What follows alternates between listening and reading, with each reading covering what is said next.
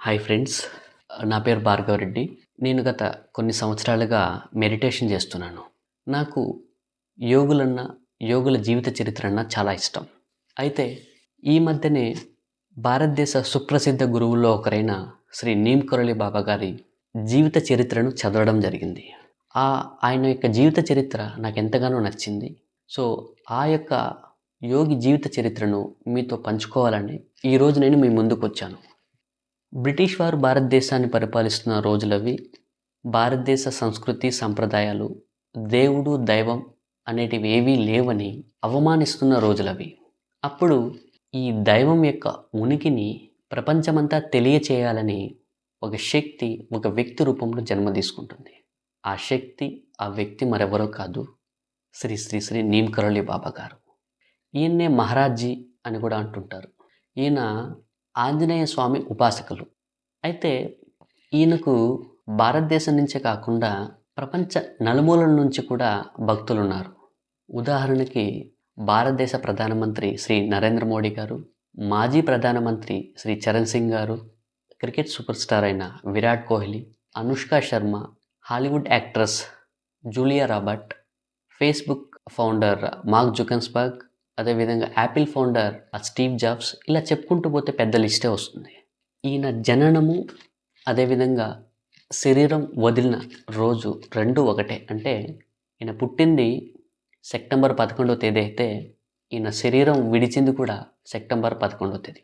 ఇంత పెద్ద మహాగురువు అయినటువంటి శ్రీ నీమ్ కరోలి బాబా గారి జీవిత చరిత్రను ఈరోజు మనం తెలుసుకుందాం. నీమ్ కరోలి బాబా సెప్టెంబర్ 11, 1900 సంవత్సరంలో ఉత్తరప్రదేశ్ ఫిరోజాబాద్ జిల్లా అక్బర్పూర్ అనే గ్రామంలో శ్రీ దుర్గాప్రసాద్ శర్మ, శ్రీమతి కౌశల్యాదేవి అనే బ్రాహ్మణ దంపతులకు జన్మిస్తారు. వీరిది ధనికుల కుటుంబం. సో వీరు ధనికులు కావడంతో బాబా పుట్టిన వెంటనే వీరి కుటుంబంతో పాటు ఆ ఊరు మొత్తం కూడా సంబరాలు చేసుకుంటారు. బాబాకి తల్లిదండ్రులు పెట్టిన పేరు లక్ష్మీనారాయణ శర్మ. ఈ లక్ష్మీనారాయణ శర్మకి 8 సంవత్సరాల వయసు ఉన్నప్పుడు వీరి తల్లి శ్రీమతి కౌశల్యాదేవి గారు మరణిస్తారు. తల్లి మరణం తర్వాత వీరి తండ్రికి వారి కుటుంబ సభ్యులు, బంధుమిత్రులందరూ నచ్చజెప్పి పిల్లలు చూసుకోవడానికి ఒక ఆడదిక్కు కావాలని ఆయనకు రెండవ వివాహం చేస్తారు. లక్ష్మీనారాయణ శర్మకి 11 సంవత్సరాల వయసు ఉన్నప్పుడు అక్బర్పూర్కి కొంత దూరంలో ఉన్న బాదంబాస్ అనే గ్రామానికి చెందిన రామ్ బేటి అనే ఆవిడతో పెళ్లి జరుగుతుంది. బాబా గారికేమో 11 సంవత్సరాలు, ఆవిడకేమో 9 సంవత్సరాలు. మీకు డౌట్ రావచ్చు, అదేంటి ఇంత చిన్న వయసులో పెళ్లి జరగడం ఏంటి అని. పూర్వకాలంలో అందరికీ బాల్య వివాహాలు జరిగేటివి. అంటే అసలు పుట్టిన వెంటనే కూడా మాట ఇచ్చుకునేవారు, మా కూతురు మీ కొడుకుని, మీ కొడుకు మా కూతురుకని. సో అదేవిధంగా బాబా గారికి కూడా చిన్న వయసులోనే పెళ్లి జరుగుతుంది. పెళ్లి జరిగిన కొన్ని నెలలకే బాబా ఎవరికీ చెప్పకుండా, అంటే మన లక్ష్మీనారాయణ శర్మ ఎవరికీ చెప్పకుండా ఇంట్లో నుండి వెళ్ళిపోతారు. ఈ లక్ష్మీనారాయణ శర్మ కోసం తండ్రి, ఊరి ప్రజలందరూ కూడా వెతికి అలసిపోయి ఎంత వెతికినా ఆయన ఆచూకీ తెలియదు. ఈ సంఘటనే భవిష్యత్తులో ఆయన్ని లక్ష్మీనారాయణ శర్మ నుంచి ఆయన నీమ్ కరోలి బాబాగా ఎదగడానికి తోడ్పడుతుంది. అలా ఇంటి నుంచి వెళ్ళిపోయిన లక్ష్మీనారాయణ శర్మ గుజరాత్ రాజ్కోట్లో ఒక ఆశ్రమంలో చేరుతాడు. అక్కడ ఈయన అందరికంటే చిన్నవాడు, గురువుకు సేవ చేసుకోవడం, ఎవరైతే విద్యార్థులు ఉంటారో, సాధకులు ఉంటారో వారందరికీ సేవ చేసుకుంటూ ఉండేవారు. ఈయన యొక్క క్రమశిక్షణ, సేవాతత్వం చూసి ఆ ఆశ్రమ గురువు ఈయనకు సాధనా రహస్యాలు చెప్పి సాధన చేసుకోమంటారు.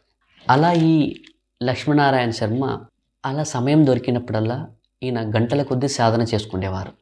అక్కడ ఆ ఆశ్రమ గురువే ఈయన్ని లక్ష్మీనారాయణ శర్మ నుంచి బాబా లక్ష్మణ్ దాస్గా ఈయన పేరును మారుస్తారు. అంతేకాకుండా ఈయన భక్తి శ్రద్ధలు చూసి అతి తక్కువ కాలంలోనే ఆ ఆశ్రమానికి ఉత్తరాధికారి చేస్తారు.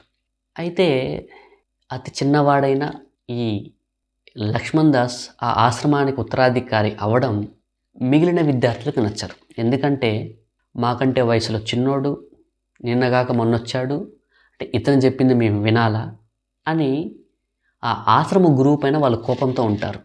ఈ విషయం తెలుసుకున్న లక్ష్మణ్ దాస్ ఆశ్రమ గురువు దగ్గరికి వెళ్ళి అనుమతి తీసుకొని అక్కడిని వెళ్ళిపోతాడు.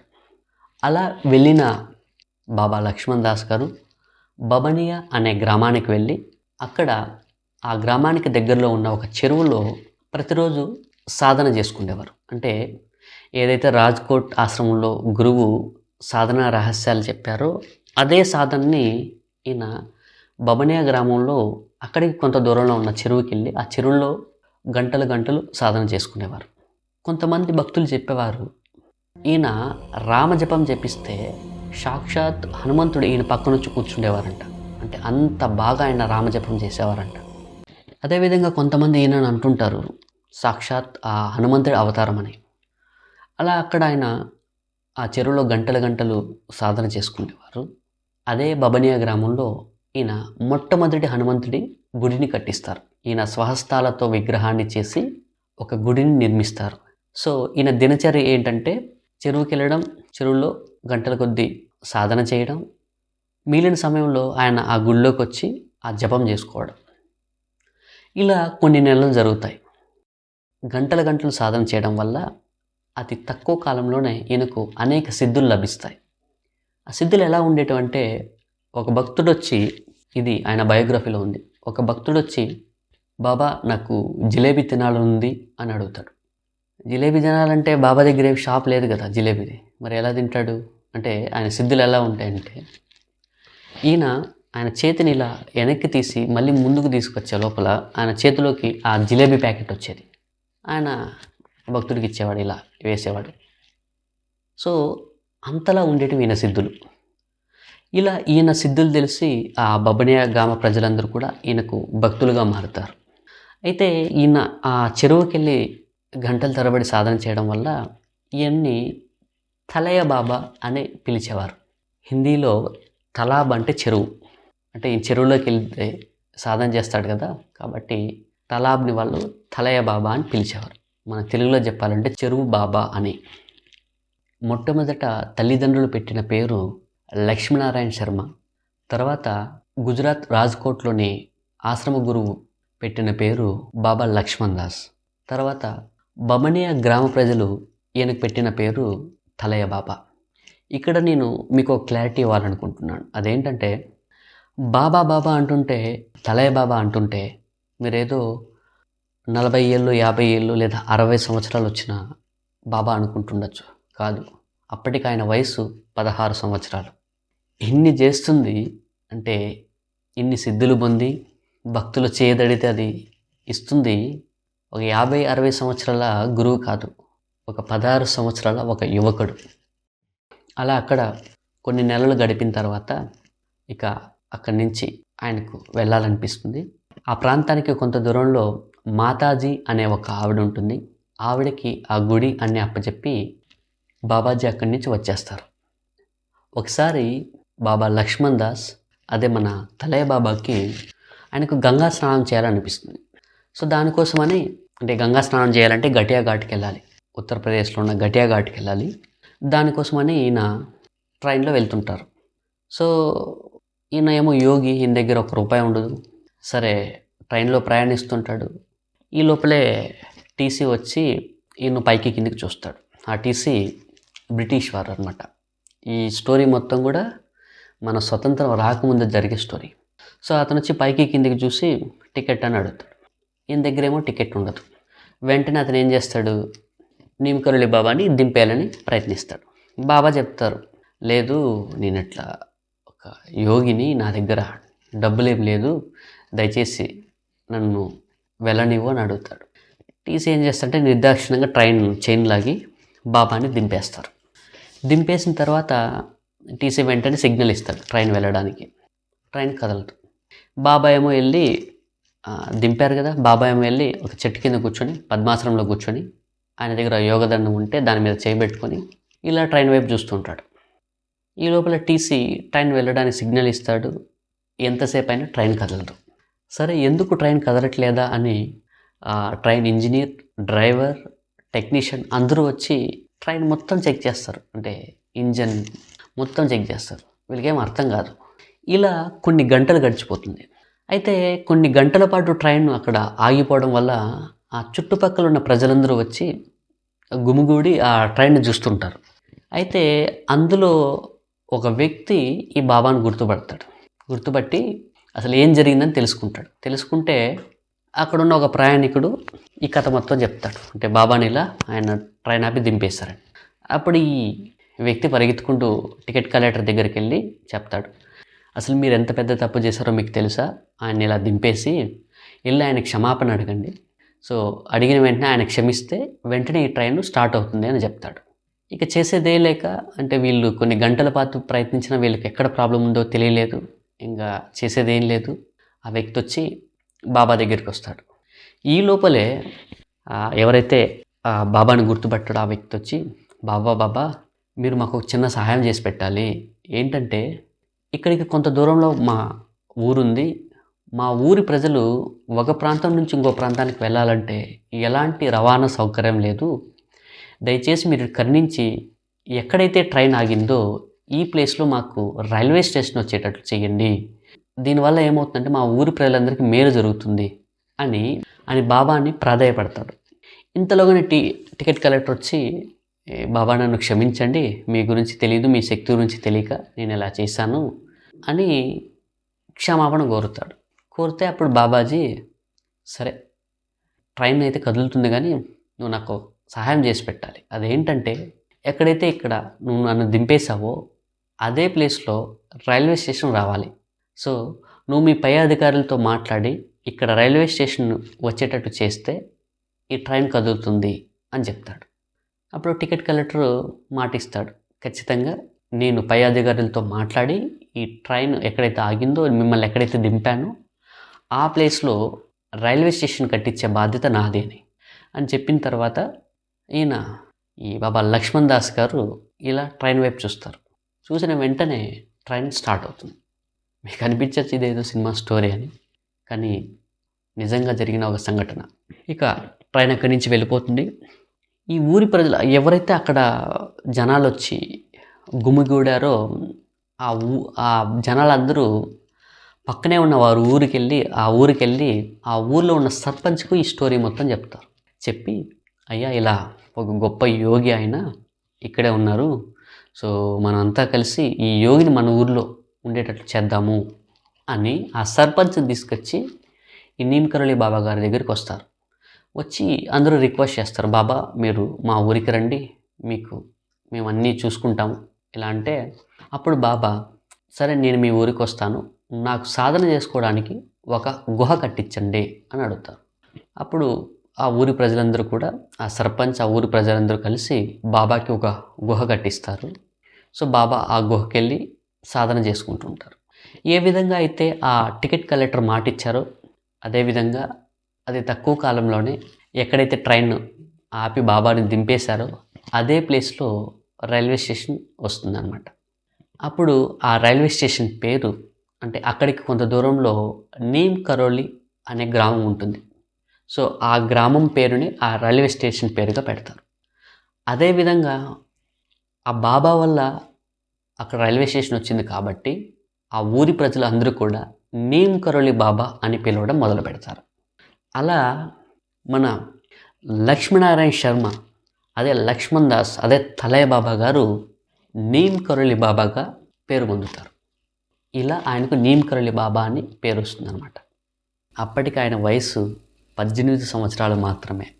ఒకసారి బాబా ఆ నీమ్కరోళి గ్రామానికి కొంత దూరంలో గుహలో కూర్చొని సాధన చేసుకుంటుంటారు, తపస్సు చేసుకుంటుంటే ఒక భక్తుడు ఏం చేస్తాడంటే ఆహారం ఇద్దామని పాలు తీసుకొని వెళ్తారు.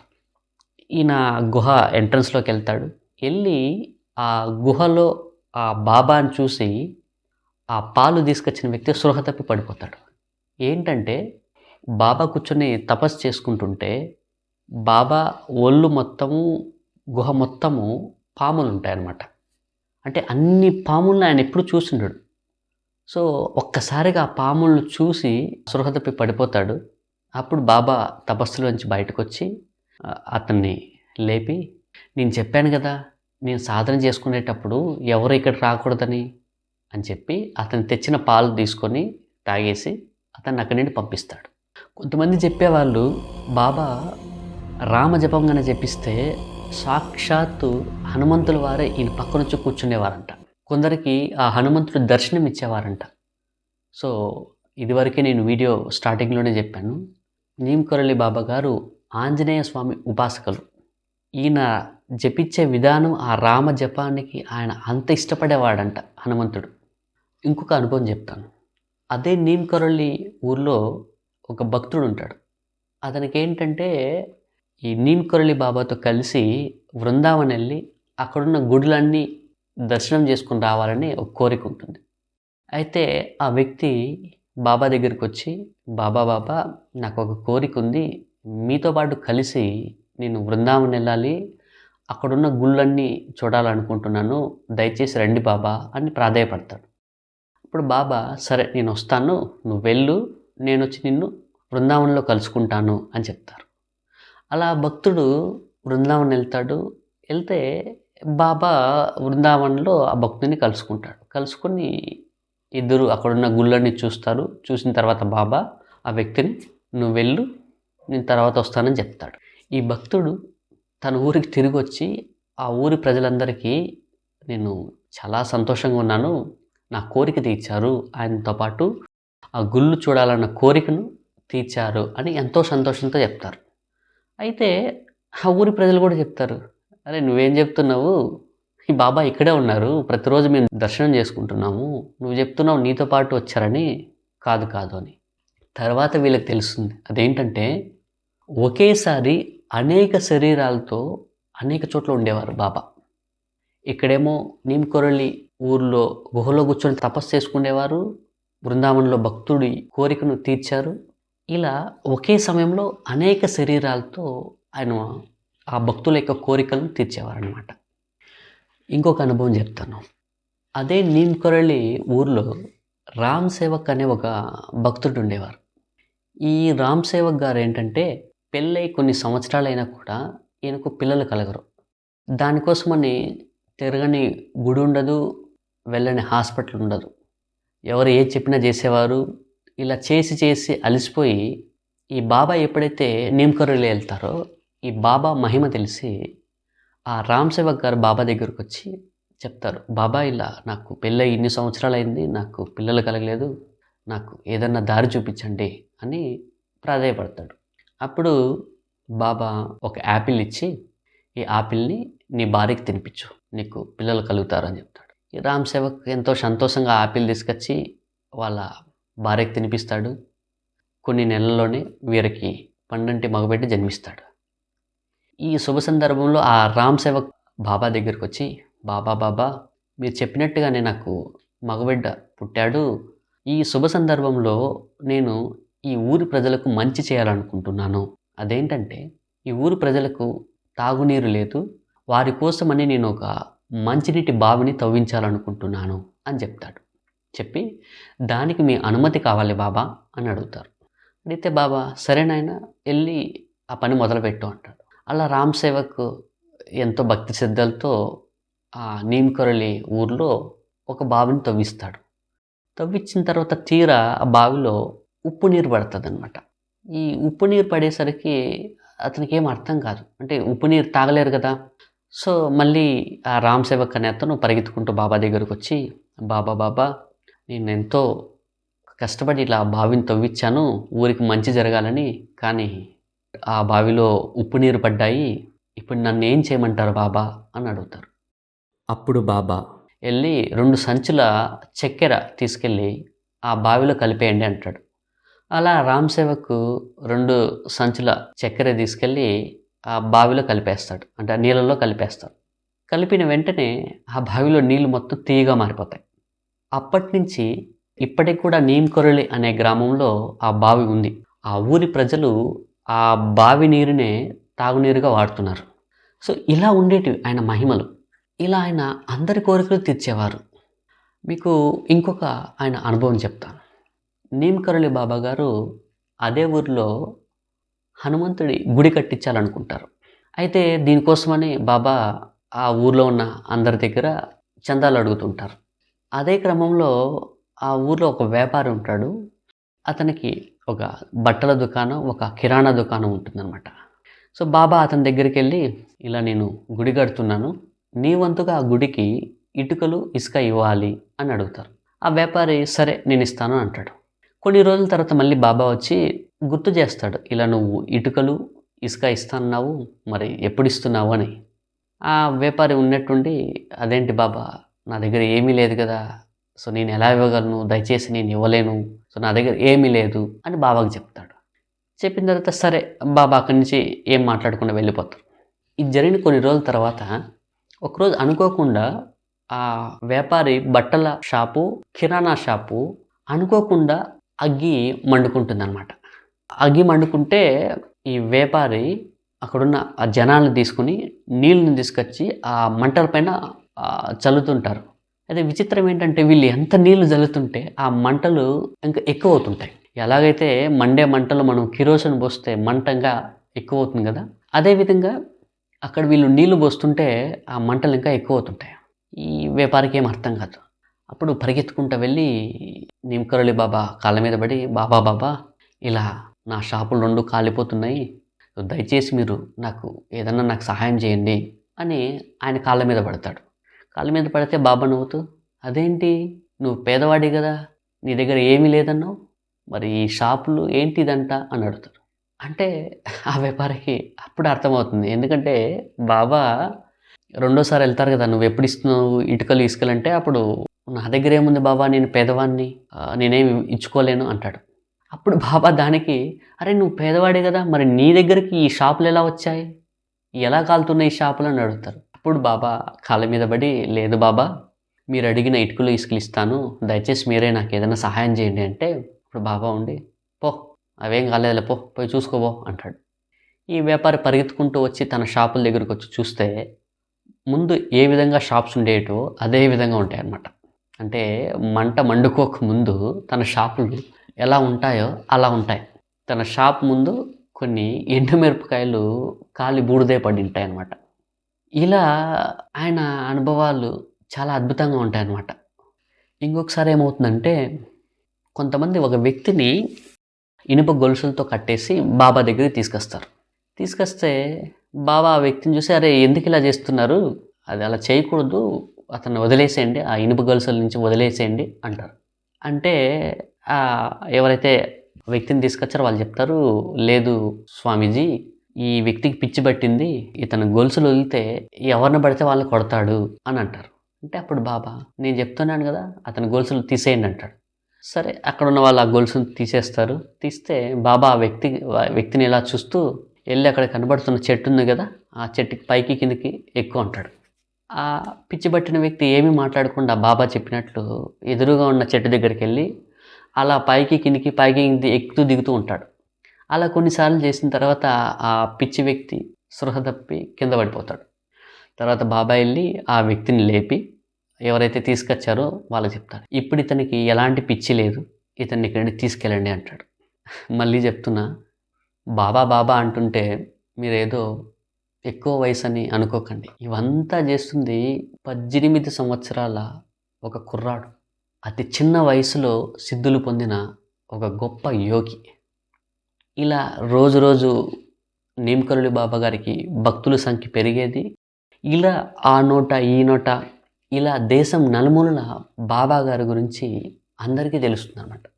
ఈ క్రమంలో అక్బర్పూర్లో ఉన్న తండ్రి శ్రీ దుర్గా ప్రసాద్ శర్మ గారికి తెలుస్తుంది. అదేంటంటే నీమ్కరోళి అనే గ్రామంలో ఒక బాబా ఉన్నారు. ఆ బాబా దగ్గరికి వెళ్తే చిన్నప్పుడు ఇంట్లో నుంచి వెళ్ళిపోయిన కొడుకు లక్ష్మీనారాయణ శర్మ అతని ఆచూకీ తెలుస్తుంది అని ఆలోచించి ఈ దుర్గా ప్రసాద్ శర్మ గారు నీమ్కరోళి బాబా గారి దగ్గరికి వస్తారు. వచ్చి రాగానే ఆ వెంట్రుకలు పెరిగి కింద ఒక టవల్ కట్టుకొని శరీరం ఇక్కడేమి అంటే షర్టు ఎలాంటిది లేకుండా ఆ అబ్బాయిని చూడంగానే ఒక్కసారిగా ఆయనకు కళ్ళల్లో నీళ్ళు వస్తాయి. ఎందుకంటే ఎంతైనా తండ్రి కదా, ఎంత జుట్టు పెంచుకున్నా ఆ దుర్గా ప్రసాద్ శర్మ గారు ఆయన్ని గుర్తుపట్టేస్తారు. నీమ్కరోళి బాబా ఎవరో కాదు, చిన్నప్పుడు ఇంట్లోండి వెళ్ళిపోయిన నా కొడుకు లక్ష్మీనారాయణ శర్మ అని. అదేవిధంగా ఈయన తండ్రి కదా, ఈ నీమ్కరోళి బాబా కూడా వాళ్ళ తండ్రిని గుర్తుపడతాడు. కొంతసేపు అక్కడ వాతావరణం మొత్తం కూడా సైలెంట్గా ఉంటుంది. తర్వాత తండ్రి కళ్ళ నుంచి ఆనంద బాష్పాలు వస్తాయి. వెంటనే నీమ్ కరోళి బాబా వెళ్ళి తండ్రి కాళ్ళకు నమస్కరిస్తాడు. దుర్గాప్రసాద్ శర్మ గారు నీమ్ కరోళి బాబాని అడుగుతారు, ఏంటంటే, నువ్వు ఇప్పుడు యోగి అయ్యావు, దానికి నేను చాలా సంతోషిస్తున్నాను. కానీ నిన్ను నమ్ముకొని ఇంటి దగ్గర మీ భార్య ఉంది, రామ్ బేటీ ఉంది. కాబట్టి నువ్వు తిరిగి ఇంటికి రావాల్సిందిగా నిన్ను ప్రాధేయపడుతున్నానని తండ్రి కొడుకుని ప్రాధేయపడతాడు. అప్పుడు మన నీమ్ కరోళి బాబా కూడా తండ్రి వెంటే తిరిగి అక్బర్పూర్కి ప్రయాణమవుతాడు. ఇది ఎలా అంటే, అప్పట్లో రాముడు తండ్రి మాట విని వనవాసం వెళ్తే, ఇప్పటి మన నీమ్ కరోళి బాబా అదే తండ్రి మాట విని తిరిగి తన ఇంటికి బయలుదేరుతాడు. ఇలా నీమ్ కరోళి బాబా తన అక్బర్పూర్ వెళ్ళగానే ఆ ఊరి ప్రజలంతా సంబరాలు చేసుకుంటారు. ఎందుకంటే ఎప్పుడో తప్పిపోయిన ఆ వ్యక్తి తిరిగి తన ఊరికి వస్తున్నారని ఒకటైతే, రెండవది వస్తున్న వ్యక్తి మామూలు వ్యక్తి కాదు, ఒక గొప్ప సిద్ధులు పొంది దైవ సాక్షాత్కారం పొందినటువంటి ఒక గొప్ప యోగి ఆ ఊరికి వస్తున్నాడు, మా ఊరిలో ఉన్న మా కష్టాలన్నీ తీరబోతున్నాయి అనే ఆనందంతో. మరోవైపు రామ్ బేటీ, అదే మన నీమ్ కరోళి బాబా గారి భార్య, ఆవిడ ఆనందానికి అంతులుండవు. అలా ఊరు వచ్చిన నీమ్ కరోళి బాబా తండ్రి నుండి ఒక అనుమతి కోరుతాడు. అదేంటంటే, మీరు చెప్పినట్లు నేను గృహస్థ జీవితాన్ని మొదలు పెడుతున్నాను, అదేవిధంగా గృహస్థ జీవితంతో పాటు లోక కళ్యాణ కార్యక్రమాలు కూడా నేను చేయాలి, దానికి మీ అనుమతి కావాలి అని అడుగుతారు. ఈ లోక కళ్యాణ కార్యక్రమాలంటే ఈ ఆధ్యాత్మికతలో అంటే ఆయన చేయాల్సిన పనులు, అంటే ముందు ముందు ఆయన చాలా పనులు చేయబోతున్నారు, వాటికి ఎలాంటి అంతరాయం ఉండకూడదు, రెండింటినీ నేను సమానంగా తీసుకొని ముందుకు వెళ్ళాలనుకుంటున్నాను, దానికి మీ అనుమతి కావాలి అని తండ్రిని అడుగుతాడు. తండ్రి అదేవిధంగా ఆయన అడిగిన దానికి ఒప్పుకుంటాడు.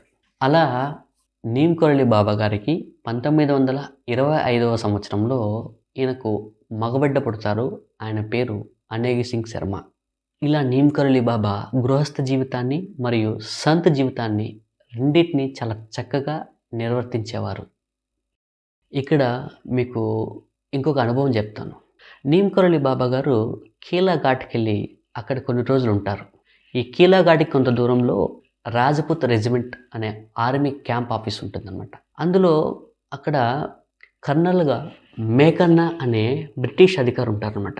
ఈ బ్రిటిష్ అధికారి ఏంటంటే, భారతదేశ యోగులన్నా, సంతులన్నా, సన్యాసులన్నా ఈయనకి పరమ కోపం. వాళ్ళని చూడగానే బండబూతులు తిడతారనమాట.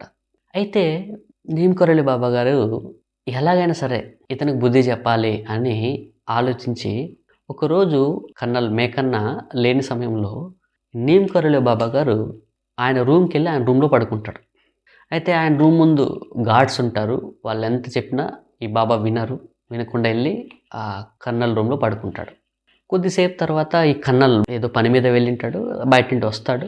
వచ్చి ఆ రూమ్లో పడుకునున్న నీమ్ కరోళి బాబాని చూసి విపరీతమైన కోపంతో ఇంగ్లీషు వచ్చిరాని హిందీలో తిట్టడం మొదలు పెడతాడు.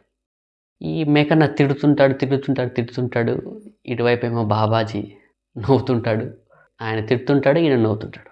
కొంత సమయం తర్వాత ఏమవుతుందో ఏంటో, సడన్గా ఆయన తిట్టడం ఆపేసి పక్కనే ఉన్న పాలు తీసుకొచ్చి ఈయనకు సమర్పిస్తాడు.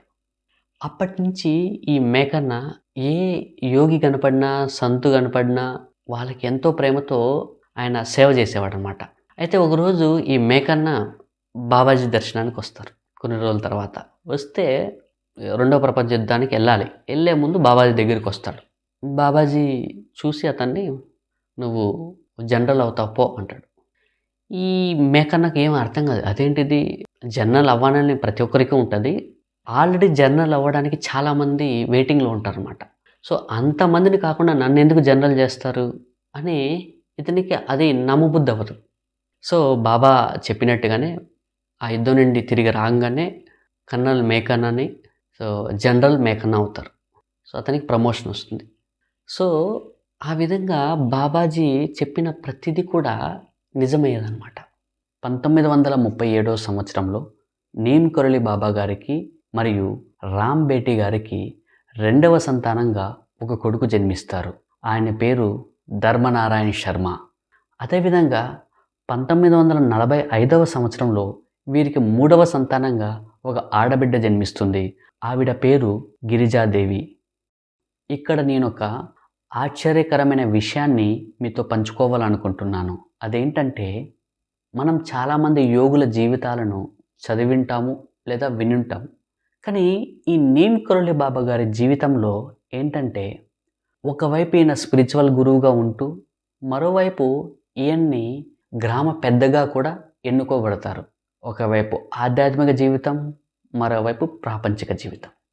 ఒకసారి ఏమవుతుందంటే, ఆ అక్బర్పూర్‌కు కొంత దూరంలో ఉన్న ఒక ఊర్లో ఒక వ్యక్తికి ఒక సమస్య వస్తుంది. ఈ వ్యక్తి ఆ నీమ్ కరోలి బాబా గారిని వెతుక్కుంటూ వస్తారు. వచ్చి నీమ్ కరోలి బాబా గారిని కలుస్తారు. నీమ్ కరోలి బాబా గారు ఆ వ్యక్తి యొక్క సమస్యకు పరిష్కారం చెప్తారు. ఇలా నీమ్ కరోలి బాబా గారు ప్రాపంచిక జీవితాన్ని మరియు ఆధ్యాత్మిక జీవితాన్ని రెండింటినీ సమానంగా ముందుకు తీసుకెళ్లేవారు. ఒకసారి ఏమవుతుందంటే, కెంచిదాం అనే ఒక ఊర్లో పూర్ణానంద్ తివారీ అనే ఒక వ్యక్తి ఉంటారు. ఈయన గత కొన్ని రోజులుగా ఒక అనారోగ్య సమస్యతో బాధపడుతుంటారు. సో ఆ కెంచిదాంకి కొంత దూరంలో నైనతాల్ అనే ఒక టౌన్ ఉంటుంది. ఈ పూర్ణానంద్ తివారీ గారు అక్కడికెళ్ళి అక్కడ ఒక డాక్టర్ దగ్గర ట్రీట్మెంట్ తీసుకొని తిరిగి తన ఇంటి వైపు వస్తుంటాడు. సో అప్పటికి చీకటి పడి ఉంటుంది. ఉత్తరాఖండ్ మొత్తం కూడా లోయలు, కొండలతో ఉంటుందన్నమాట. ఈయన చాలా స్పీడ్‌గా నడుచుకుంటూ వెళ్తుంటాడు. వెళ్తుంటే ఒక రోడ్డు మలుపు దగ్గర ఒక వ్యక్తి నిలబడి "ఓ పూర్ణానంద్, ఓ పూర్ణానంద్" అని అరుస్తుంటాడు. ఈ పూర్ణానంద్ గారు భయపడతారు. ఏంటంటే ఆ పిలుస్తున్న వ్యక్తి ఎవరో ఈయనకు తెలీదు. సో భయపడుతుంటే ఆ పిలిచిన వ్యక్తి ఈయన దగ్గరికి వస్తాడు. వచ్చి రాంగానే ఈయన చెప్తాడు, "నువ్వు భయపడకు. నువ్వు ఒక అనారోగ్య సమస్యతో బాధపడుతున్నావు కదా! అతి తక్కువ కాలంలోనే ఆ సమస్య మటుమాయమయ్యి నువ్వు ఆరోగ్యవంతుడు అవుతావు" అని చెప్తాడు. ఈ మాట వినగానే ఈ పూర్ణానంద్ తివారీ గారు చాలా సంతోషపడతారు. మళ్ళీ బాబా గారు పూర్ణానంద్ తివారీ గారితో చెప్తారు, "నేను నీ ద్వారా ఒక పని చేయాలి. కాకపోతే అది ఇప్పుడు కాదు, 20 సంవత్సరాల తర్వాత" అని చెప్పి, మళ్ళీ నేను నిన్ను 20 సంవత్సరాల తర్వాత కలుస్తాను అని చెప్పి అక్కడి నుంచి వెళ్ళిపోతారు. ఈ పూర్ణానంద్ తివారీ గారికేమో ఎక్కడలేని సంతోషం. ఎందుకంటే ఆయన చాలా తీవ్రమైన జబ్బుతో బాధపడుతూ ఉండి కొద్ది రోజుల్లోనే ఆయన చనిపోతాను అనే ఫీలింగ్‌లో ఉంటాడనమాట. అప్పుడు ఈ నీమ్ కరోలి బాబా గారు వచ్చి ఈ విషయం చెప్పడంతో ఆయన ఎంతో సంతోషిస్తాడు. అలా నీమ్ కరోలి బాబా గారు చెప్పినట్లే కరెక్ట్‌గా 20 సంవత్సరాల తర్వాత అంటే 1962వ సంవత్సరంలో బాబా గారొచ్చి ఈ పూర్ణానంద్ తివారీ గారిని కలుస్తారు. ఈ 20 సంవత్సరాల్లోనే ఈ బాబా గారి పేరు ప్రఖ్యాతలు మన దేశమంతా వ్యాపిస్తాయన్నమాట. బాబా వచ్చి పూర్ణానంద్ గారిని కలవగానే పూర్ణానంద్ తివారీ గారు కూడా చాలా సంతోషిస్తారు. బాబా ఈ పూర్ణానంద్ తివారీ గారిని ఒక ప్లేస్‌కి తీసుకెళ్ళి ఆ ప్లేస్‌ని చూపిస్తూ, "ఇక్కడ నేను గుడి కట్టాలనుకుంటున్నాను. దీనికి నీ సహాయం నాకు కావాలి" అని చెప్తాడు. అప్పుడు ఈ పూర్ణానంద్ తివారీ గారు ఆ ఊర్లో ఉన్న పెద్ద మనుషులందరిని తీసుకొచ్చి ఈ బాబా గారికి పరిచయం చేస్తారు. అప్పుడు ఆ పెద్ద మనుషుల్లో ఒక వ్యక్తి బాబా గారితో చెప్తారు, "బాబా గారు, మీరు ఏ ప్లేస్‌లో అయితే గుడి కట్టాలనుకుంటున్నారో ఆ ప్లేసు ఫారెస్ట్ డిపార్ట్మెంట్ ఇది. కాబట్టి మనం గుడి కట్టాలనుకుంటే ఫారెస్ట్ డిపార్ట్మెంట్ నుంచైనా లేదా అటవీ శాఖ మంత్రి నుంచి కానీ మనం అనుమతి తీసుకోవాలి" అని చెప్తారు. అప్పుడు బాబా, "ఎవరి అటవీ శాఖ మంత్రి" అని అడుగుతారు. అడిగితే ఆ పెద్ద మనిషి చెప్తాడు, "శ్రీ చరణ్ సింగ్ గారు" అని చెప్తారు. అప్పుడు బాబా ఒక నిమిషం కళ్ళు మూసుకొని తర్వాత కళ్ళు తెరిసి చెప్తాడనమాట, "సరేలే, రేపు చరణ్ సింగ్ ఇక్కడికొచ్చి మనకు పర్మిషన్ ఇస్తాడులే" అని చెప్తాడు. బాబా గారు చెప్పినట్లే మరుసటి రోజు పొద్దున్నే శ్రీ చరణ్ సింగ్ గారు పెద్ద కాన్వాయ్ వేసుకొని ఈ కెంచిదాంకొచ్చి బాబా గారిని కలుస్తారు. కలిస్తే బాబా గారు ఆయన ఎక్కడ గుడి కట్టాలనుకుంటున్నాడో ఆ ప్లేస్‌ని చూపిస్తారు. చూపించి, "ఇలా నేను గుడి కట్టాలనుకుంటున్నాను" అని చెప్తారు. చెప్పిన వెంటనే చరణ్ సింగ్ గారు అంటారు, "గురువుగారు, మీరు గుడి నిర్మాణాన్ని మొదలుపెట్టండి. నేను మీకు కావాల్సిన అనుమతి పత్రాలన్నిటిని మీకు నేను పంపిస్తాను" అని చెప్తారు. అప్పుడు బాబా ఈ చరణ్ సింగ్ గారితో, "నువ్వు ప్రధానమంత్రి అవుతావులే పో" అంటాడు. బాబా చెప్పినట్లే అతి తక్కువ కాలంలోనే ఆయన మన దేశ ప్రధాని మంత్రి అవుతాడు. అలా బాబా చెప్పే ప్రతి వాక్కు నిజమయ్యేది. సో, ఆ రోజు నీమ్ కరోలి బాబా గారు కట్టిన గుడే ఈరోజు కెంచిధామ్ నీమ్ కరోలి బాబా ఆశ్రమం. ఇలా బాబా గారి జీవితకాలంలో 108 గుడులను నిర్మించాడు. అందులో ముఖ్యంగా ఒకటి కెంచిధామ్ అయితే, రెండవది వృందావన్‌లో ఉన్న గుడి. అలా బాబా కొద్ది రోజులు కెంచిధామ్‌లో, కొద్ది రోజులు వృందావన్‌లో ఉండేవారు. ఇక్కడ నేనొక అనుభవం చెప్తాను. అదేంటంటే, ఒకసారి నీమ్ కరోలి బాబా గారు పెద్ద యజ్ఞం చేస్తుంటారు. యజ్ఞం చేస్తుంటే ఈ యజ్ఞానికని అప్పట్లోనే కొన్ని లక్షల మందొస్తారు. అయితే అందరికీ ప్రసాదం వండుతుంటారు. వండుతుంటే వారి దగ్గరున్న నెయ్యి అయిపోతుంది. అయిపోతే అక్కడున్న భక్తులెళ్ళి నీమ్ కరోలి బాబా గారికి చెప్తారు. స్వామి ఇలా లక్షల్లో భక్తులొచ్చారు. కానీ మన దగ్గరున్న నెయ్యి అయిపోయింది. ఇప్పుడు ప్రసాదం ఎలా వండాలి అని అడుగుతారు. అడిగితే అప్పుడు బాబా గారు ఇద్దరి భక్తులను పిలిచి అక్కడున్న కుండలను తీసుకొనెళ్ళి ఆ యజ్ఞానికి కొంత దూరంలో నది ప్రవహిస్తుంటుంది. ఆ నదిలో ప్రవహించే నీటిని తీసుకురమ్మంటారు. తీసుకురమ్మని ఇక్కడి నుంచి వెళ్ళేటప్పుడు తిరిగి మళ్ళీ ఇక్కడికొచ్చి ఆ నీటిని తెచ్చేంత వరకు కంటిన్యూగా రామజపాన్ని జపిస్తూ వెళ్ళాలి అని చెప్తారు. అలా బాబా చెప్పినట్లే ఆ ఇద్దరు భక్తులు ఆ కుండల్ని తీసుకొని రామనామాన్ని జపిస్తూ నదిలో నీటిని తీసుకొచ్చి బాబా చెప్పిన ఒక పెద్ద పాత్రలో పోస్తారు. పోస్తే ఆ విచిత్రం ఏంటంటే వీరు తెచ్చిందేమో నీళ్ళు. కానీ ఇక్కడ తెచ్చి ఆ పాత్రలో పోయంగానే ఆ నీరు నెయ్యి అయిపోయి ఉంటుందన్నమాట. అలా బాబా గారు నీటిని నెయ్యిగా మారుస్తారు. మార్చి ఆ నెయ్యితో ప్రసాదాన్ని వడ్డించి అక్కడున్న భక్తులందరికీ పంచుతారు. మళ్ళీ బాబా ఆయన ప్రియ భక్తుని పిలిచి రేపు పొద్దున్నే మార్కెట్ నుంచి 2 టిన్నుల నెయ్యిని తీసుకురమ్మంటాడు. కానీ ఆయనకేం అర్థం కాదు. ఎందుకు బాబా అలా చెప్తున్నాడని. బాబా చెప్పినట్లే మరుసటి రోజు పొద్దున్నే ఆ భక్తుడు 2 పెద్ద టిన్నుల నెయ్యిని తీసుకొస్తాడు. తీసుకొస్తే ఈ బాబా ఆ నెయ్యిని తీసుకెళ్ళి ఆ నదిలో కలిపేస్తాడు. ఇలా ఈయన అనుభవాలు చాలా అద్భుతంగా ఉండేటివి. ఇంకొక అనుభవం చెప్తాను. అదేంటంటే హార్వర్డ్ యూనివర్సిటీలో ఆల్బర్ట్ రిచర్డ్ అనే ఒక ప్రొఫెసరు మరియు సైంటిస్ట్ ఉండేవారు. ఈయనేంటంటే ఎల్ఎస్డి అనే డ్రగ్ పైన పరిశోధనలు చేస్తుంటారు. ఈ ఎల్ఎస్డి అనే డ్రగ్ ఏంటంటే ఇది ఒక మారక ద్రవ్యం. సో మనం చూస్తుంటాం కదా, మన సెలబ్రిటీస్ అందరూ డ్రగ్ తీసుకుంటారు. అంటే అది తీసుకోగానే వీళ్ళు అపస్మార స్థితిలోకి వెళ్ళిపోతారు. ఏదో తెలియని ఒక మత్తులోకి వెళ్ళిపోతారు. సో ఈ వ్యక్తి ఏంటంటే ఈ డ్రగ్స్ పైన ఎక్స్పెరిమెంట్ చేస్తుంటాడు. అయితే ఆ యూనివర్సిటీ యొక్క రూల్ ప్రకారం ఆ డ్రగ్ని అండర్ గ్రాడ్యుయేట్ స్టూడెంట్స్కి ఇవ్వకూడదు. అయితే అనుకోకుండా ఈ రిచర్డ్ అండర్ గ్రాడ్యుయేట్ స్టూడెంట్కి ఇస్తాడనమాట. ఈ విషయం తెలిసిన హార్వర్డ్ యూనివర్సిటీ వాళ్ళు ఆయన్ని డిస్మిస్ చేస్తారు. అలా డిస్మిస్ అయిన ఈ రిచర్డ్ ఏం చేయాలో తెలియక కొన్ని నెలల తర్వాత ఇండియాకి వస్తాడు. ఇండియాలో భగవాన్ దాస్ అనే ఒక యోగా టీచర్ని కలుస్తాడు. ఆ యోగా టీచరు ఈ రిచర్డ్ని నీమ్ కరోలి బాబా గారి దగ్గరికి తీసుకొస్తారు. తీసుకొచ్చిన వెంటనే బాబా గారు ఈ ఆల్బర్ట్ రిచర్డ్ని చూసి, హే నీ దగ్గర ఏదో యోగి మెడిసిన్ ఉంది కదా, ఇదో నాకు ఇవ్వు అంటాడు. ఈ ఆల్బర్ట్ రిచర్డ్కి ఏం అర్థం కాదు. అదేంటి యోగి మెడిసిన్ ఏంటి అంటాడు. హే అదే నీ దగ్గర ఏదో ఉంది కదా మాత్రలు, అది నాకు ఇవ్వు అంటాడు. అప్పుడు ఈయన అడుగుతుంది ఎల్ఎస్డి డ్రగ్గా అని ఆల్బర్ట్ రిచర్డ్ దగ్గర ఉన్న ఒక ట్యాబ్లెట్ని తీసి బాబా చేతులు పెడతాడు. బాబా అది చూసి అరే ఇంకోటి ఇవ్వు అంటాడు. మళ్ళీ రిచర్డ్ ఇంకోటి ఇస్తాడు. అలా ఆయన దగ్గర 6 ట్యాబ్లెట్స్ ఉంటే ఆ 6 ట్యాబ్లెట్స్ తీసుకొని ఒకేసారి వేసేసుకుంటాడు.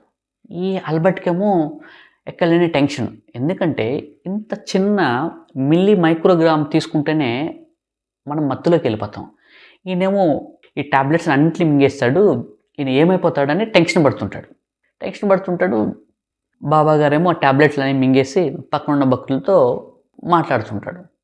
ఇలా కొన్ని గంటలు అయిపోతుంది. ఆయనలో ఎలాంటి మార్పు ఉండదు.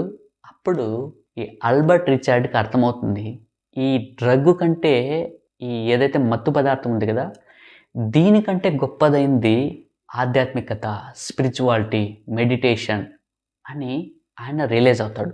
రియలైజ్ అయ్యి ఆయన పేరుని ఆల్బర్ట్ రిచర్డ్ నుంచి బాబా రామ్ దాస్గా మార్చుకుంటాడు. మార్చుకొని అలా అమెరికా మొత్తం అనేక సంస్థలను స్థాపించి యోగా మరియు మెడిటేషన్‌ని ప్రచారం చేస్తాడు. ఈయన అనేక పుస్తకాలు రాస్తారు. ఇక మీకు ఇంకొక అనుభవం చెప్తాను.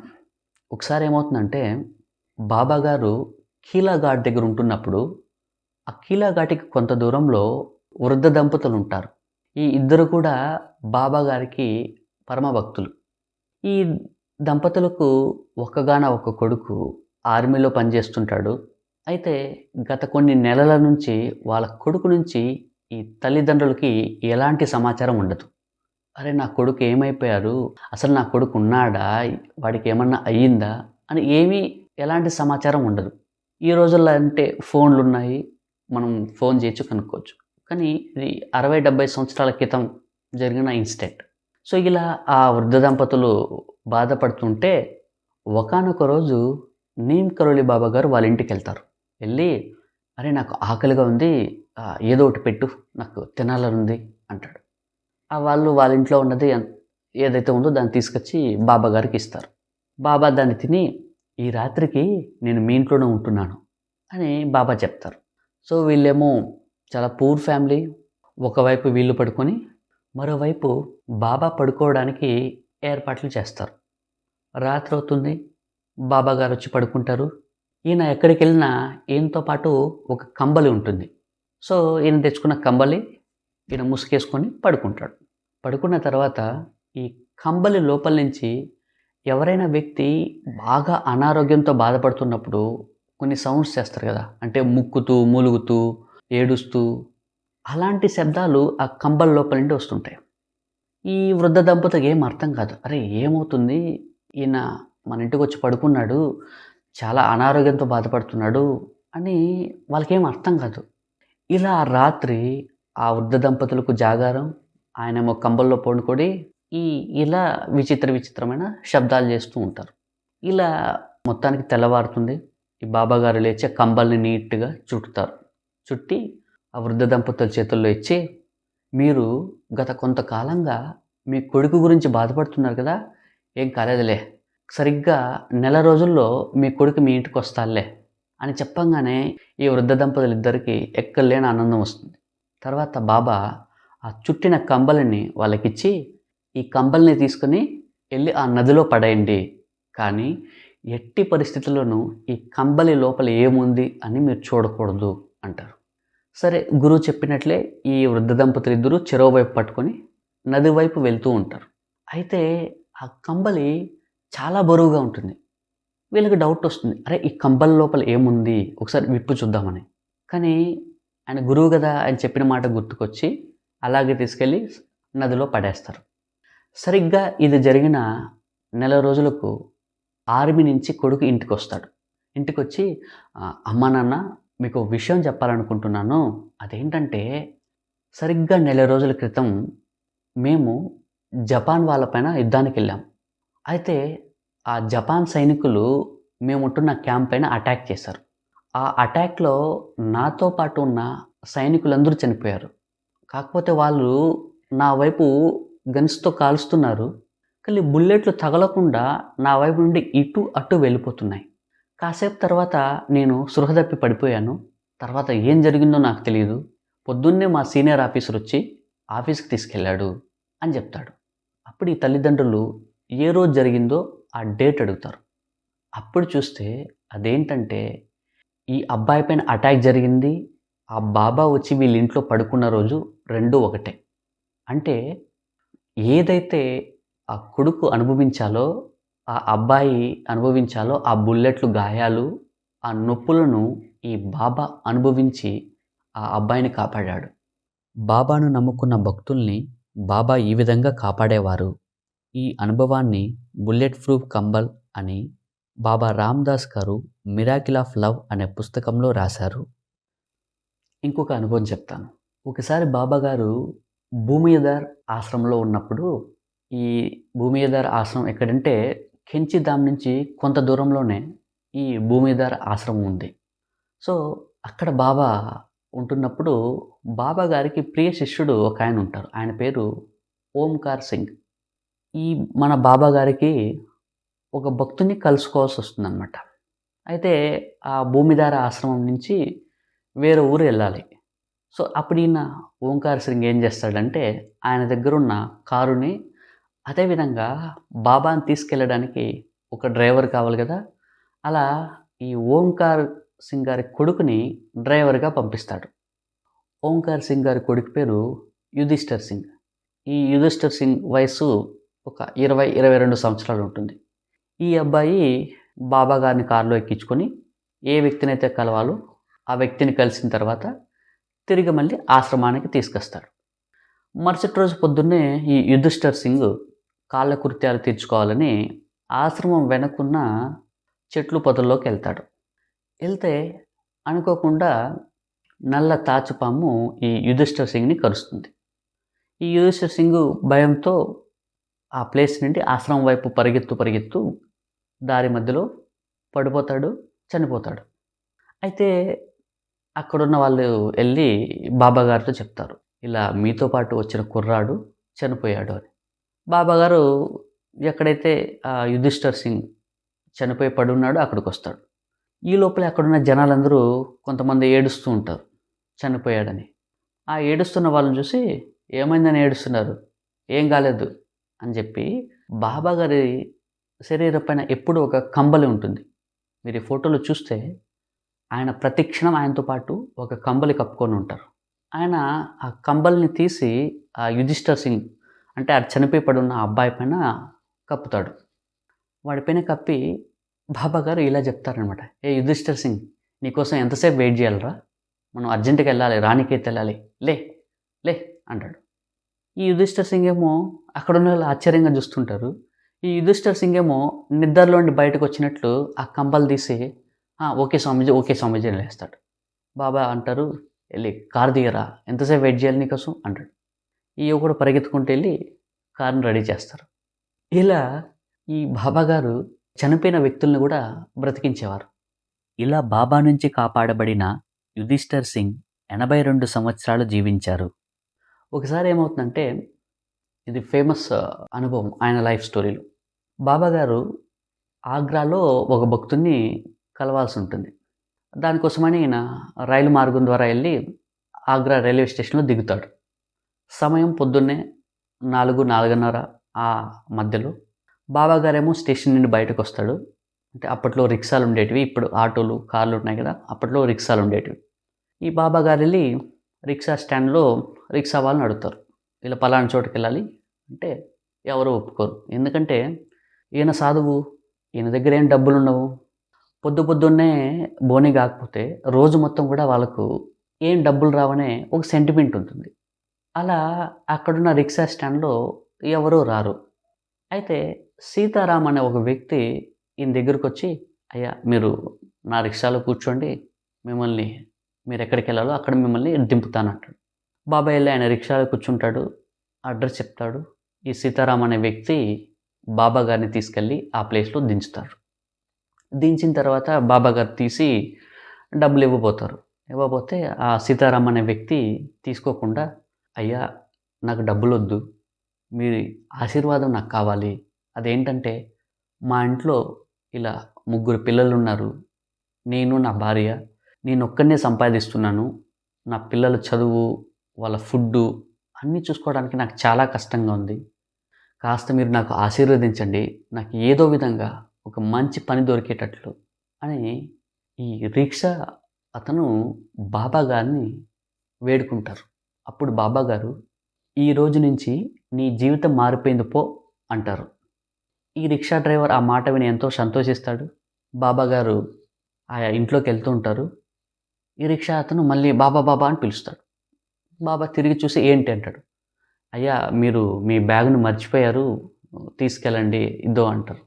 ఆయన అంటారు, "అది నా కోసం కాదు. అది నీ కోసమే. దీన్నిక్కడ చూడకు. ఈ బ్యాగ్‌ని మీ ఇంటికి తీసుకెళ్ళు. మీ ఇంట్లో విప్పి చూడు" అంటాడు. సరే అని ఈ సీతారాం అనే వ్యక్తి ఇంటికెళ్తాడు. పొద్దున్నే 5:30, 6 మధ్య సమయం ఇది. పోంగానే ఈ సీతారాం గారి వైఫ్ సీతారాంని చూసి బాధపడతది. "అరే! మనకు ముగ్గురు పిల్లలున్నారు. నువ్వు ఇప్పుడెళ్ళావు, అప్పుడే వచ్చేస్తున్నావు. వాళ్ళ చదువులేంటి? వాళ్ళ భవిష్యత్తేంటి?" అని సీతారాం గారి భార్య బాధపడుతుంటుంది. అప్పుడు ఈ సీతారాం గారు ఒక సంచి తీసుకెళ్ళి ఈ జరిగిన స్టోరీ మొత్తం చెప్తారు. చెప్తే ఆ సంచిలో ఏముందో చూడాలి గదా! సరే ఈ భార్యాభర్తలు ఇద్దరు విప్పి ఆ సంచి చూస్తారు. సంచిలో కలశం లాంటి ఒక రాగి పాత్ర ఉంటుంది. ఈ ఇద్దరూ ఆ రాగి పాత్రను విప్పి చూస్తారు. విప్పి చూస్తే ఆ రాగి పాత్ర నిండా బంగారు నాణ్యాలుంటాయి. అలా ఆ రోజు నుంచి సీతారాం కాస్త సీతారాం సేట్ అవుతాడు. సేట్ అంటే కోటీశ్వరుడు. వాళ్ళ కొడుకులు వీళ్ళంతా పెద్ద బిజినెస్‌లో ఉన్నారు. అలా బాబా గారి వల్ల ఒక రిక్షా దొక్కుకుండే వ్యక్తి పెద్ద కోటీశ్వరుడయ్యి ఒక పెద్ద ఇండస్ట్రియలిస్ట్ అవుతాడు. అదే విధంగా ఆ సీతారాం గారు అనేక గుడులను నిర్మిస్తాడు. మీకు ఇంకొక అనుభవం చెప్తాను. బాబా గారు కీలాఘాట్‌లో ఉంటున్నప్పుడు ప్రతిరోజు బాబా జైలుకెళ్ళి జైల్లో పెట్టే ఆహారాన్ని తినేవారు. ఇలా కొన్ని రోజులు జరుగుతుంది. అప్పుడు ఒక భక్తుడు బాబాని అడుగుతారు. బాబా నాకు చిన్న డౌట్ ఉంది. అదేంటంటే అసలు మీరు జైలుకెళ్ళి ఫుడ్ తినడం మాకు నచ్చలేదు. ఎందుకంటే ఇక్కడ ఈ ఆశ్రమంలో ఇంత మంచి ఫుడ్ వండుతున్నారు. అదేవిధంగా నీ భక్తులు గూడా నీకు ప్రసాదాన్ని తీసుకొస్తున్నారు. మీరు ఇవేమీ తినకుండా ఎక్కడో ఆ జైలుకెళ్ళి వాళ్ళ దగ్గర అడుక్కొని తినడం మాకు నచ్చట్లేదు. అసలు దీని వెనకున్న మర్మం ఏమిటి అని అడుగుతాడు. అప్పుడు బాబా, అరే! అక్కడ జైల్లో ఖైదీలున్నారు కదా! ఆ ఖైదీలకు వాళ్ళు సరైన ఆహారం పెట్టట్లేదు. అదే నేనెళ్ళాననుకో, నేనొస్తున్నానని వాళ్ళు బాగా ఆహారం వండుతున్నారు. వండి వాళ్ళకి పెడుతున్నారు అని జెప్తాడు. అంటే ఆయన అలా ఖైదీల గురించి గూడా ఆయన ఆలోచించి వాళ్ళకు మంచి ఫుడ్ ఇవ్వాలని ఈ బాబా గారు ఆ కీలాఘాటికి దగ్గరలో ఉన్న జైలుకెళ్ళి ఆహారం తినేవారు. ఒకసారి ఏమవుతుందంటే బాబాగారు భూమిధార ఆశ్రమంలో భక్తులతో కూర్చొని మాట్లాడుతుంటారు. అదే సమయంలో ఒక విచిత్రమైన వ్యక్తి బాబా దగ్గరికొస్తాడు. అతను చూడ్డానికి ఎలా ఉంటాడంటే నల్లగా, బాగా కండలతో, అతనేసుకున్న దుస్తులు గూడా చాలా పాతవిగా, కళ్ళేమో ఎర్రని నిప్పు కణాల్లా ఉంటాయి. అతను బాబా దగ్గరికొచ్చి బాబాని చెడబడా చెడబడా తిడుతుంటాడు. అక్కడున్న భక్తులకేం అర్థం కాదు. అసలు ఎవరితను? ఎందుకిలా తిడుతున్నాడు? ఏ కారణం లేకున్నా ఇంత పెద్ద గురువును పట్టుకొని అసలు ఎందుకు తిడుతున్నాడు? అక్కడున్న అందరికీ ఆశ్చర్యం వేస్తుంది. అతనేమో తిడుతుంటాడు. బాబా ఏమో నవ్వుతుంటాడు. అతను తిడుతుంటాడు. ఈయన నవ్వుతుంటాడు. కాసేపు తర్వాత అప్పుడు బాబా అక్కడున్న భక్తుడితో లోపలికెళ్ళి ఆహారాన్ని తీసుకురా ఈయన కోసం అని చెప్తాడు. ఈ భక్తులకేం అర్థం కాదు. ఆయనేమో తిడుతున్నాడు. ఈయనేమో నవ్వుతున్నాడు. మధ్యలో ఆయనకు ఆహారం తీసుకొచ్చి పెట్టండి అంటున్నాడు అని ఆ భక్తుడు సరే ఈయన చెప్పాడు కదా అని లోపలికెళ్ళి ఆహారాన్ని తీసుకొస్తాడు. ఈయన తిడుతుంటాడు, తిడుతుంటాడు. ఇలా ఆయన తిట్టి, తిట్టి, తిట్టి అలిసిపోయి ఆ వ్యక్తి బాబాతో అంటాడు. "అసలు నువ్వెవడు ప్రతిసారి నా పనిలో వేలు పెట్టడానికి? అసలు నీకేం అధికారం ఉంది? చూస్తూ ఉండు. నేనేంటో నీకు చూపిస్తాను" అంటాడు. అప్పటి వరకు శాంతంగా నవ్వుతున్న బాబా ఒక్కసారిగా ఆ వ్యక్తి వైపు ఉరిమి చూస్తాడు. అంతే. ఒక్కసారిగా ఆయన ఆ మాటలన్నీ ఆపేసి పరిగెత్తుకుంటూ ఆశ్రమం బయట వెళ్తాడు. అలా అందరూ చూస్తుండంగానే అతను కొంత దూరం వెళ్లి అదృశ్యమైపోతాడు. ఇక్కడున్న భక్తులకేం అర్థం కాదు. అసలు వచ్చిన వ్యక్తి ఎవడు? ఈయన్నెందుకు తిట్టాడు? అలా కొంత దూరం వెళ్లి ఎలా అదృశ్యమైపోయాడు? అని ఒక భక్తుడు ఏంటి స్వామి ఇదంతా? అతనెవరు? అని అడుగుతాడు. అడిగితే అప్పుడు బాబా అతనా? అతని పేరు యమధర్మరాజులే అంటాడు. అక్కడున్న వాళ్ళకందరికీ ఒక్కసారిగా గుండె జల్లుమంటుంది. అదేంటి స్వామి అంటే, ఏం లేదులే మొన్న ఈ మధ్య ఒకడిని తీసుకెళ్ళాలనుకున్నాడు. నేను ఆ ఛాన్స్ ఆయనకివ్వలేదు గదా! అందుకు కోపంతో నా మీదొచ్చి అరిసాడులే. ఇంకేం లేదులే అంతే అంటాడు. ఆబ్వియస్‌గా ఆయన యమధర్మరాజు. ఆయన డ్యూటీ నేను చేయనివ్వడం లేదు. ఈయన ఆపుతున్నాడు. అలా ఆయనకు కోపమొచ్చి ఈయన దగ్గరకొచ్చాడు. సో, ఇలా బాబాగారి ఎన్నని చెప్పాలి అనుభవాలు. బాబాగారు కెంచిధామ్ ఆశ్రమంలో ఉన్నప్పుడు ఒకరోజు ఆయన ప్రియ శిష్యుడిని పిలిచి, "రేపు నేను బృందావనం వెళ్ళాలనుకుంటున్నాను. దానికి కావాల్సిన ఏర్పాట్లు చెయ్యి" అని చెప్తారు. అయితే ఈసారి నేను కారులో గాకుండా రైల్లో వెళ్తాను అని చెప్తారు. ఆ భక్తుడికేం అర్థం కాదు. ఇదేంటి ఫస్ట్ టైమ్ ఈయన అంటే ఎప్పుడు బృందావనం వెళ్ళేవారు. ఇక్కడి నుంచి కారులో వెళ్ళేవారు. ఈసారి ట్రైన్‌లో వెళ్తానంటారేంటి? అని ఆలోచించి ఆయన గురువు కాబట్టి ఆయన చెప్పినట్టుగానే ట్రైన్‌లో వెళ్ళడానికి కావాల్సిన ఏర్పాట్లన్నీ చేస్తాడు. మరుసటి రోజు పొద్దున్నే బాబాగారు ఆ కెంచిధామ్ ఆశ్రమం మొత్తం చుట్టూ తిరిగి, ఆ ఆశ్రమంలో ఉన్న కాళికాదేవి విగ్రహం ముందు, హనుమంతుడి విగ్రహం ముందు సాష్టాంగ నమస్కారం చేస్తారు. ఇది అక్కడున్న భక్తులకి కాస్త వింతగా ఉంటుంది. అంటే ఎప్పుడు చేయని విధంగా బాబాజీ ఆ రోజు చేస్తుంటారు. ఒక్కసారిగా ఆకాశం మొత్తం గూడా ఉరుములు, మెరుపులు మొదలవుతాయి. అలా బాబా ఆ ఆశ్రమం నుంచి బయటకొస్తారు. రాంగానే ఆయన శరీరం పైన ఉన్న కంబలి కింద పడిపోతుంది. అక్కడున్న భక్తుడు వెంటనే వెళ్ళి ఆ కంబలిని తీసి బాబా శరీరం పైన కప్పాలని చూస్తారు. చూస్తే బాబా ఆపి, "ఇక దీని అవసరం నాకు లేదు. వదిలేయ్" అంటారు. ఆ భక్తుడికి ఏం అర్థం కాదు. అలా బాబా కెంచిధామ్ నుంచి మథురా స్టేషన్ చేరుకుంటారు. చేరుకోగానే బాబాని చూడ్డానికి అక్కడున్న భక్తులందరూ మథురా రైల్వే స్టేషన్‌లో వెయిట్ చేస్తుంటారు. ఆయన శరీరం నుంచి విపరీతమైన వేడొస్తుంటుంది. ఒక భక్తుడి దగ్గర బాబా నీళ్లు తీసుకొని తాగుతాడు. తాగి బాబా అన్‌కాన్షియస్ అయిపోతారు. అప్పుడు బాబాని ఆశ్రమానికి తీసుకెళ్లకుండా నేరుగా రామకృష్ణ మిషన్ హాస్పిటల్‌కి తీసుకెళ్తారు. తీసుకెళ్ళి ఆయనకు ఊపిరాడడం ఇబ్బందిగా ఉంటే ఆక్సిజన్ మాస్క్ పెట్టి బ్లడ్ టెస్ట్ కావాల్సిన అన్ని ఏర్పాట్లు చేస్తుంటారు. అప్పుడు బాబా కోపంతో ఆయనకు పెట్టిన మాస్క్‌ని తీసేసి నేల మీద కొట్టి, "ఇవేం అవసరం లేదు" అని చెప్పి, "జై జగదీశ్ హరి, జై జగదీశ్ హరి, జై జగదీశ్ హరి" అని 3 సార్లు చెప్పి బాబాగారు శరీరాన్ని వదిలేస్తారు. అలా బాబాగారు 1900 సంవత్సరం సెప్టెంబర్ 11వ తేదీన లక్ష్మీనారాయణ శర్మగా శరీరాన్ని తీసుకొని 1973వ సంవత్సరం సెప్టెంబర్ 11వ తేదీన, అంటే 73 సంవత్సరాలు ఆ శరీరంతో ఉండి బాబా నీమ్ కరోలిగా శరీరాన్ని వదిలేస్తారు. బాబా శరీరం తీసుకున్నది, ఆ శరీరాన్ని విడిచిపెట్టింది 2 ఒకటే రోజు. బాబా శరీరం వదిలే ముందు కొంతమంది భక్తులు ఏడుస్తుండగా అప్పుడు బాబాగారు, "నేనెక్కడికి పోవడం లేదు. ఇక్కడే ఉంటున్నాను. కేవలం శరీరాన్ని మాత్రమే విడిచిపెడుతున్నాను" అని చెప్పి శరీరాన్ని విడిచిపెడతారు. దానికి నిదర్శనంగా బాబా శరీరం విడిచిపెట్టిన తర్వాత కూడా ఎంతోమంది భక్తులకు దర్శనమిచ్చారు. ఇప్పటికీ ఇస్తున్నారు.